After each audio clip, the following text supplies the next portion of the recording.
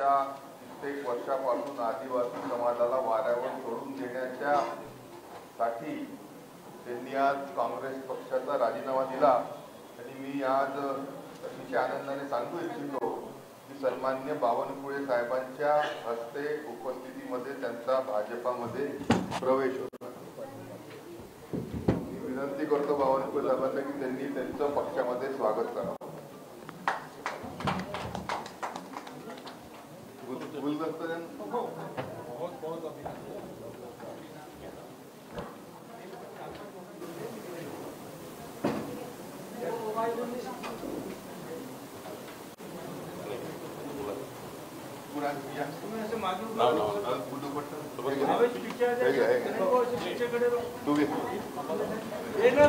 हा डॉक्टर आहे तर आपला इथून झाला लता मंगेशकर झाला तू बाकीचे लोक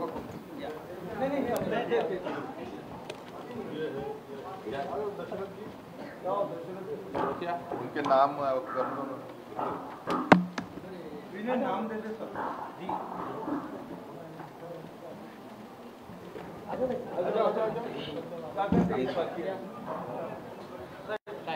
एक बाकी नागपूर ग्रामीणचे अध्यक्ष स्वागत आहे। आदिवासी आघाडीचे व्हेरी गुड दशरथ मसराफ प्रदीप मसराफ बहुत बढ़िया बस आया बैठो बैठो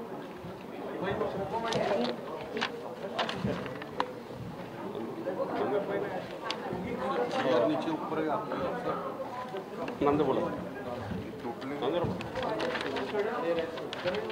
बोलतो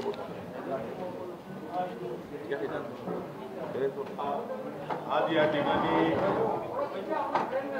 उपस्थित असलेले जेवढे या पत्रकार परिषदेसाठी उपस्थित असलेले महाराष्ट्र भारतीय जनता पक्षाचे प्रदेशाध्यक्ष आदरणीय बावनकुळे साहेब, या मंचावर उपस्थित असलेले चिमूरचे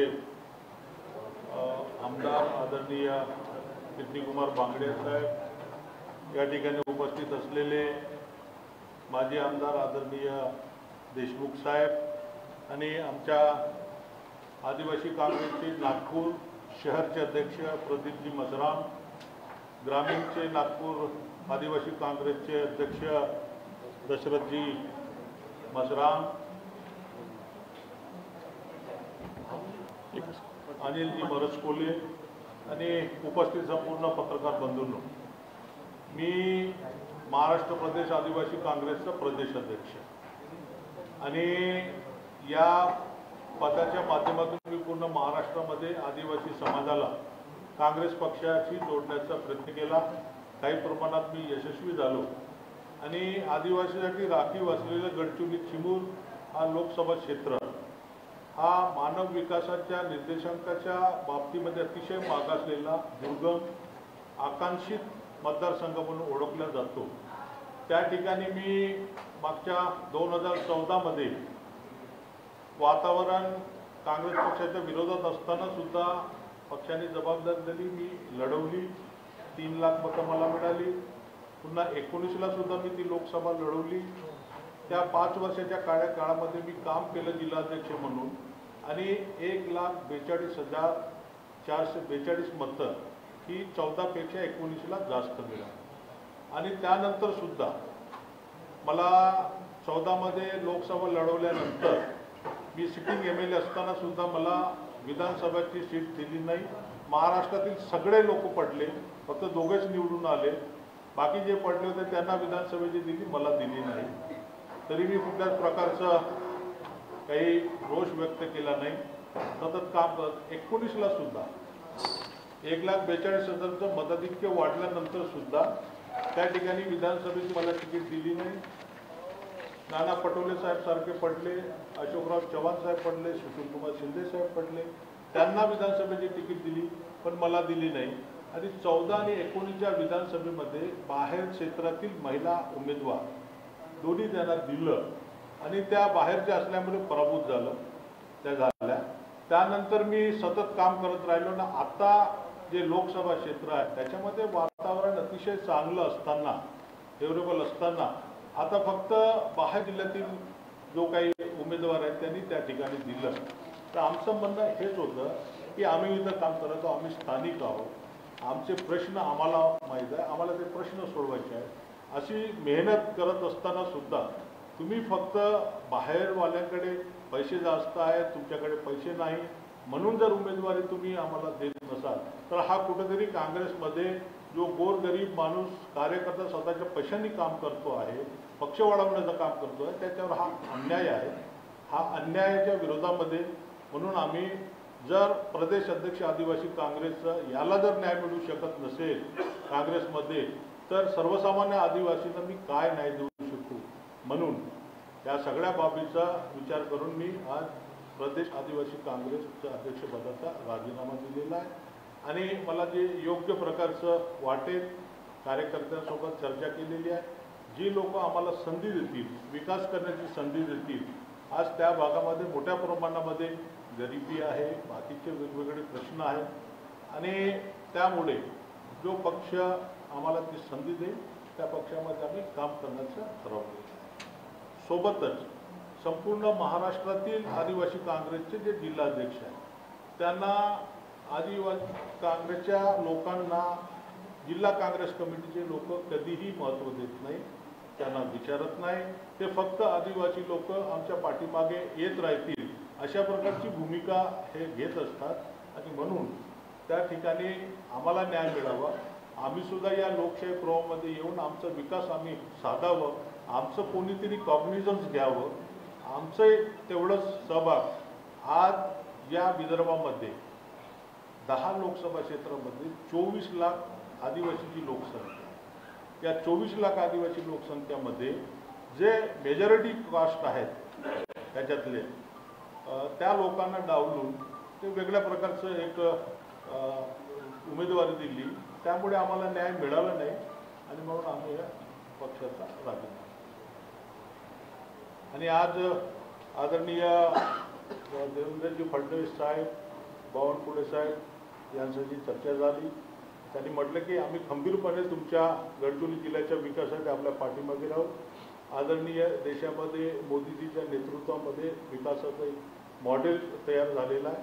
त्यांच्या माध्यमातून केंद्रामधील सरकार आणि राज्यामधील सरकार यांच्यामधून गडचिरोली जिल्ह्याच्या विकासासाठी आम्ही सहकार्य करू अशा प्रकारचं वचन दिलेलं आहे. आणि त्यामुळे आज मी या ठिकाणी भारतीय जनता पक्षामध्ये प्रवेश केला. नाही, मला तिकिटाची अपेक्षा नाही. संधी काम करण्यात आम्हाला बिना पदानी सुद्धा काम करता येतं, सरकारच्या माध्यमातून काम करता येतं. कांग्रेस में रहकर काम क्यों नहीं किया? कांग्रेस की सरकार नहीं है, केंद्र में नहीं है, राज्य में नहीं है, आने के कोई आसार नहीं है. किस बलबूते पे हम वहाँ पे अभी 10 साल से हम वहाँ पे है ये कर रहे हैं, कोई मौका ही नहीं. तो ऐसे परिस्थिति में हम क्या करें? फिर टिकट क्यों मांग रहे थे? टिकट मांग रहे थे, हमको मौका मिले कर. जब कांग्रेस ने कार्य नहीं किया है फिर आप टिकट क्यों मांग रहे थे? आपको टिकट नहीं मिली इसलिए आपने बीजेपी ज्वाइन किया? नहीं, हम विकास के लिए टिकट मांग रहे थे. शायद हमें टिकट देते, हम चुन के आते थे लोकसभा में, उस समस्याओं का हम उजागर करते और उसके माध्यम से उस क्षेत्र का विकास में हम योगदान देते. इसके लिए आमदार की 2 खासदारकीची उमेदवारी अचानक निवडणुकीच्या तोंडावर तुम्ही कोणाला निवडून घेतोय? पक्षाची निष्ठा ही काही समजली असतात? आम्ही निष्ठावानच होतो. आम्ही आज आमची तिकीट CSE मध्ये कन्फर्म झाल्यानंतर त्यांच्यातले जे कुरघोड्या आहेत एकामेकाचं तिकीट कापण्याचं, त्या गटबाजी आणि कुरघोडीमुळे आमची तिकीट कापल्या गेली, याचं आम्हाला दुःख आहे. तुमचा रोग कोणाकडे आहे नेमका? मुकुटपुरीकडे आहे की आणखी पुढे? नाही, प्रदेश लेवलवर आहे, जिल्हा लेवलवर आहे, जिथं तिथं म्हणजे बघाव तिथं कुरघोडीचं सत्र आहे. त्याच्यामुळे कोणाला एकाला काही नसतं. टिकट कटी इसलिए आपने बीजेपी ज्वाइन किया? नहीं, टिकट कटी, हमें मौका चाहिए काम करने का. उन्होंने मौका दिया रहता तो हम काम करते थे.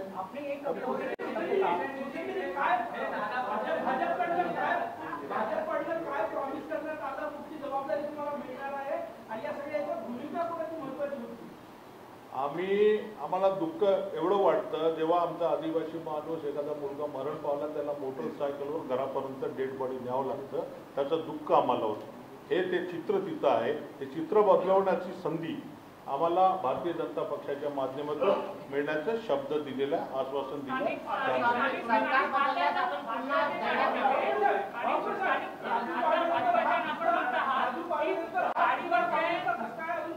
महाराष्ट्र प्रदेश काँग्रेस पार्टीचे नेते, राज्याचे आदिवासी आघाडीचे काँग्रेसचे अध्यक्ष यांनी आज माननीय देवेंद्रजी फडणवीस यांच्या नेतृत्वावर विश्वास ठेवून भारतीय जनता पक्षामध्ये प्रवेश केला आहे. मी नामदेव उसंडीजी आणि त्यांच्यासोबतचे 22 राज्याचे जिल्हाध्यक्ष,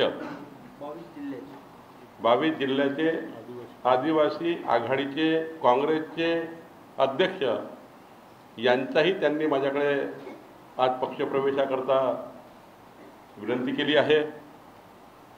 नामदेव उसंडीजी यांचा पक्षप्रवेश झाला असं मी जाहीर करतो. आणि हे करतानाच जेव्हा नामदेव उसंडीजी देवेंद्रजी यांनी मला भेटले,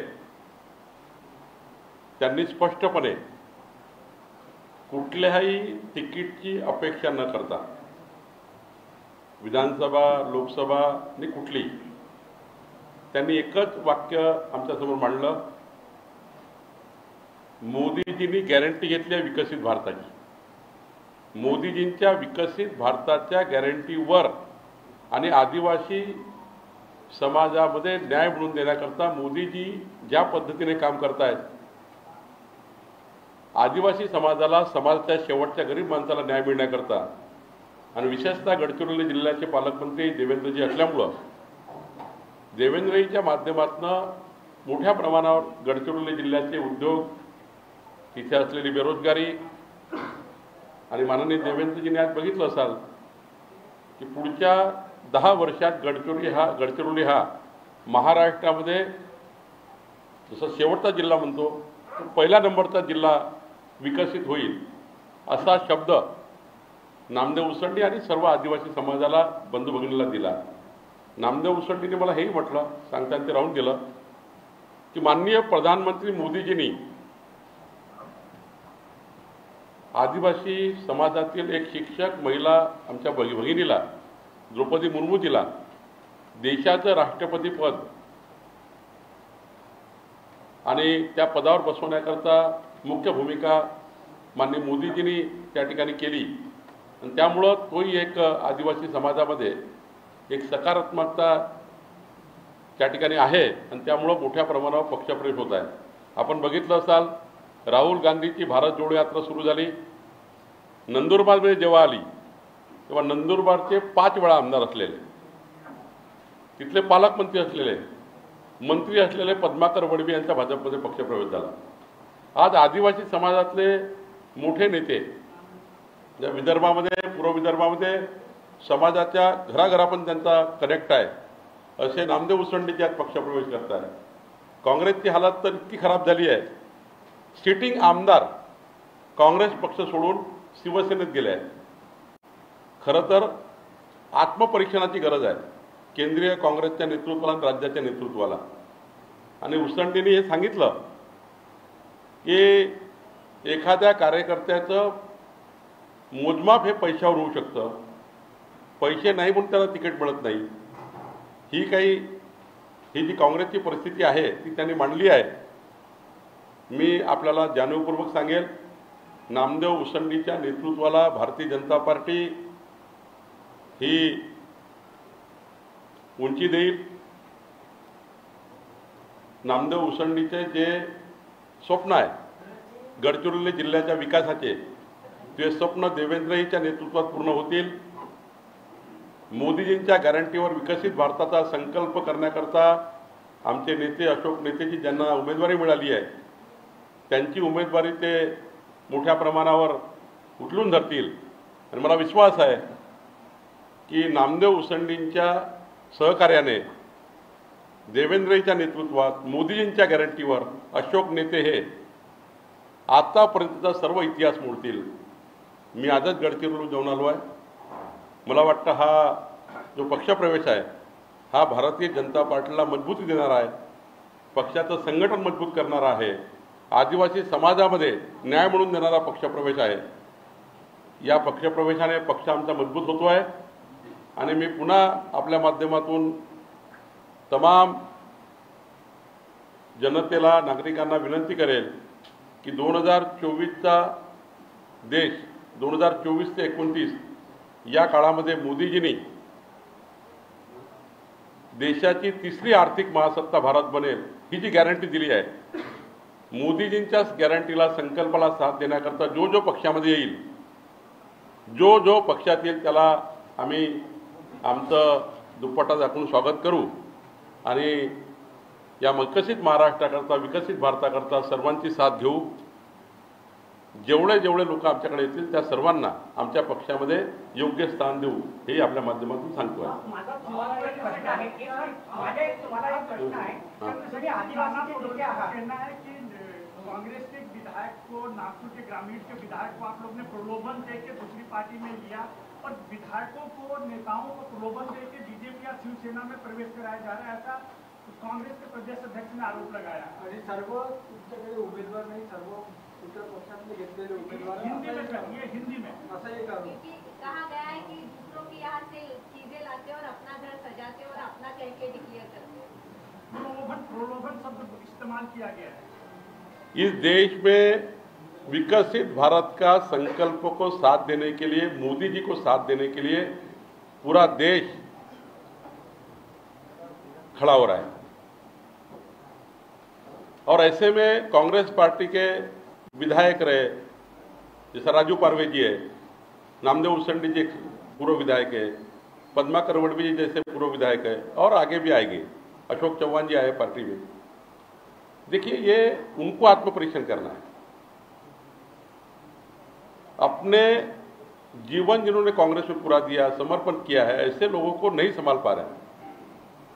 अगर नाना पटोले जी ठीक तरह से राजू पारवे को संभालते, ठीक तरह से नामदेव उसेंडी का सम्मान करते, ठीक तरह से पद्माकर वड़वी जैसे नेता का मान करते, अशोक चौहान जी को जिस प्रकार से क्रिटिसाइज किया गया है, ये उनकी गलती है. और हमारी पार्टी तो क्लियर है. हम तो जो पार्टी में आएंगे उनको हम लेंगे, क्योंकि हम सन्यासी तो है नहीं. हम राजनीति में काम करने वाले एक बड़े पार्टी के लोग हैं. जब राजनीति के बड़े पार्टी के लोग हैं तो हम, जब उसेंडी जी जैसे नेता हमको मिलते हैं और बोलते हैं कि मेरा जीवन मैं आदिवासी समाज के लिए आगे लेके जाना चाहता हूं, तो क्यों हम नहीं लेंगे. राजू पारवे जी अगर मुख्यमंत्री के पास जाते हैं, वो कहते हैं कि मेरे लोकसभा क्षेत्र के विकास के लिए आप मुझे भरोसा करिए, क्यों नहीं किया जाना चाहिए. हम तो सन्यासी नहीं है. भारतीय जनता पार्टी मजबूत करनी है, देश के विकास को आगे लेके जाना है, और मोदी जी की गारंटी ली है. तो मुझे लगता है उन्होंने खुद का आत्मपरीक्षण करना चाहिए. क्यों उनके लोग चले जा रहे हैं, क्यों लोग छोड़ रहे हैं, क्यों राहुल गांधी पर विश्वास नहीं हो रहा है, क्यों राहुल गांधी पिछले आगे के 2047 तक प्रधानमंत्री नहीं बन सकते. 2047 तक राहुल गांधी प्रधानमंत्री नहीं बन सकते. राहुल गांधी का नेतृत्व देश और महाराष्ट्र, कोई उनका नेतृत्व आगे जाएगा ऐसा किसी को लगता नहीं है. भारत जोड़ो यात्रा में कांग्रेस पार्टी रोज टूटते जा रही थी और भारतीय जनता पार्टी मजबूत होती जा रही थी. राहुल गांधी ओबीसी का अपमान करते हैं, राहुल गांधी आदिवासियों का अपमान करते हैं, राहुल गांधी स्वतंत्र वीर सावरकर का अपमान करते हैं, राहुल गांधी विकसित भारत की बात करते नहीं है, राहुल गांधी मोदी जी के खिलाफ ओनली बात करते हैं. हमारे कांग्रेस के नेता रोज क्रिटिसाइज करते हैं, विकास की बात करते नहीं है. और भारतीय जनता पार्टी के साथ जो लोग आ रहे हैं, मोदी जी के, देवेंद्र जी के नेतृत्व में आ रहे हैं, उनको 100% मालूम है कि आगे 2047 तक इस देश को आगे लेके जाना है, तो केवल और केवल भारतीय जनता पार्टी का ही में जाना चाहिए और अपना नेतृत्व और अपना कार्य सिद्ध करना चाहिए. ऐसा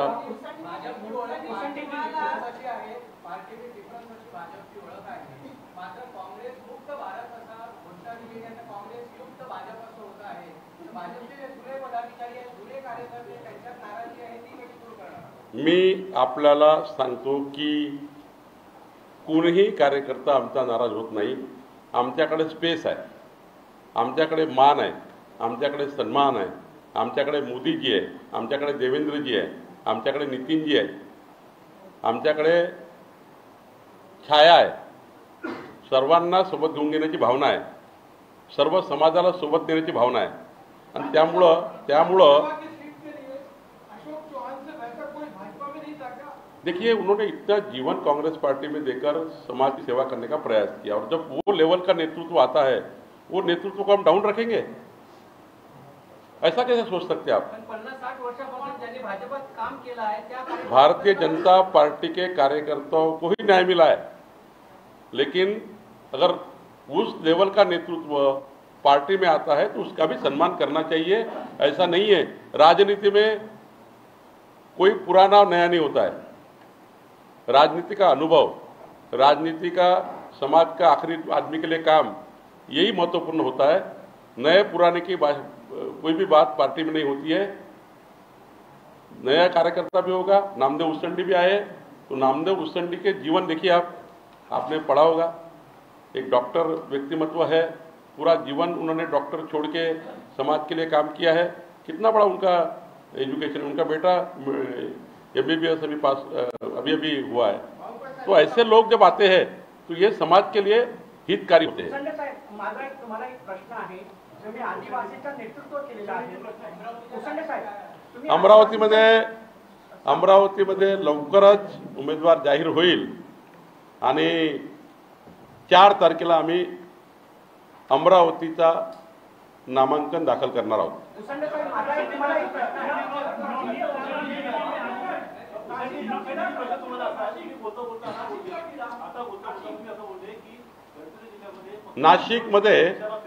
नाशिकमध्ये माननीय एकनाथजी, माननीय अजितदादा, माननीय देवेंद्रजी तिघही नेतृत्व बसून योग्य निर्णय करणार आहे.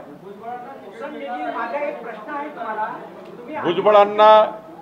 भुजबळांना तिकीट देण्याबद्दलचा अजितदादा आणि एकनाथ शिंदेजी निर्णय करतील. तर उद्या सकाळी 9 वाजता माननीय नितीनजी संविधान चौकातनं आपली पदयात्रा करणार आहे. आमचे सर्व हजारो कार्यकर्ते नितीनजीचा आणि राजू पारवे, रामटेक लोकसभा आणि राजू पारवे महायुतीचे उमेदवार, नितीनजी महायुतीचे उमेदवार उद्या नामांकन अर्ज दाखल करणार आहे. माननीय मुख्यमंत्री, माननीय देवेंद्रजी, प्रफुल्ल पटेल, आम्ही सर्व त्या ठिकाणी महायुतीचे लोक, जोगेंद्र कवाडेजी असतील, सुलेखाताई कुंभारे आहेत, आम्ही सर्व महायुतीचे सर्व नेते पदाधिकारी उद्या या फॉर्म भरण्यासाठी असणार आहोत. आपल्यालाही विनंती करतो की सर्वांनी 9 वाजता संविधान चौकामध्ये यावं आणि उद्याच्या या महारॅलीमध्ये आपणही साक्षी व्हावं अशी विनंती मी आपल्याला करतो.